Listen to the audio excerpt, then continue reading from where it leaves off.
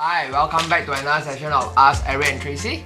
Thinking of upgrading to a private condo from a HDB but don't know where to start? I'm Eric Go here. And I'm Tracy Teo, and we are here to open up a world of possibility to you. We'll be sharing with you a few scenarios and their pros and cons. These are the possible options for you to take should you choose to take the steps of upgrading. Here we go. Option 1. Buy then sell. Let's take a look at Jimmy and Audrey, husband and wife, and both are Singaporeans. By paying 12% additional buyer's stamp duty upfront, they can first buy a resale private condo and apply for a refund of this ABSD via the remission scheme as long as they sell their HDB flat within 6 months.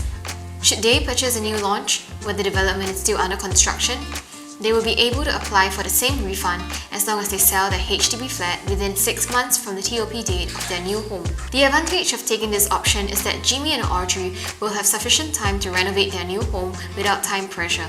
Buying a new condo before selling a flat will also eliminate the possibility of them having to move twice. However, the disadvantage will be the upfront cash or CPF required to pay for the ABSD. Assuming their new property is 1.5 million, the ABSD will come up to $180,000, which is a pretty hefty sum of money. So what should Jimmy and Audrey be mindful of should they choose to buy their condo before selling their flat? It is important to note that their condo will have to be in joint names for them to qualify for the ABSD refund. As such, remission only applicable to married couples buying the private property as their matrimonial home. Now, option 2. Sell then buy.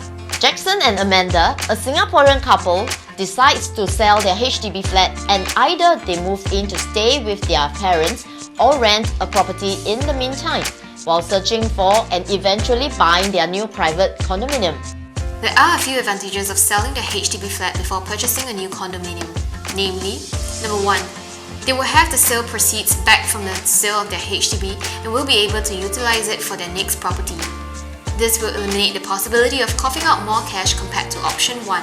Number 2, they can choose to buy the new private condo by only using a single name, freeing the other spouse's name for a possible second property, thus avoiding ABSD for their second property. Husband and wife can now have 2 private property purchases in each of their own names without incurring any ABSD. The disadvantages will be, firstly, having to move twice, first to their parents' or rental flat, and then eventually to their new home. Secondly, if they are renting, they will also have to pay rent while they are searching for their new home, which can easily cost up to $30,000 a year, assuming that rent is $2,500 a month.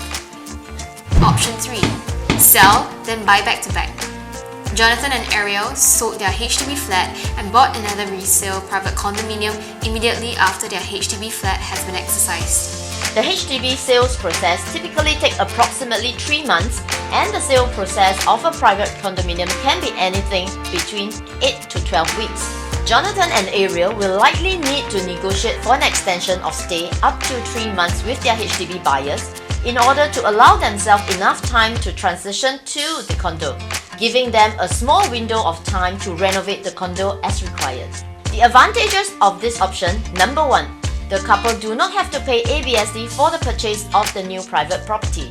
Number 2, similar to option 2, they too will be able to choose to buy the new private condo by using a single name, freeing the other spouse's name for a possible second property, avoiding ABSD.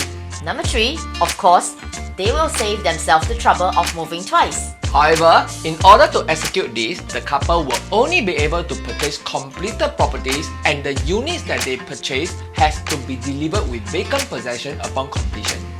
Even though this sounds like the most ideal scenario of the 3 so far, in reality, there is a tight time crunch to selling and buying back to back, making the entire process possibly stressful for the couple. Now, if all the above scenarios are not appealing to you, what else can you do? For more options on how you can upgrade from a HDB flat to a condo, meet us up for a chat. Let's see how we can work around your circumstances over coffee and achieve your dream of upgrading. I'm Eric Go from ERA. And I'm Tracy Teo from ERA, and we look forward to hearing from you soon.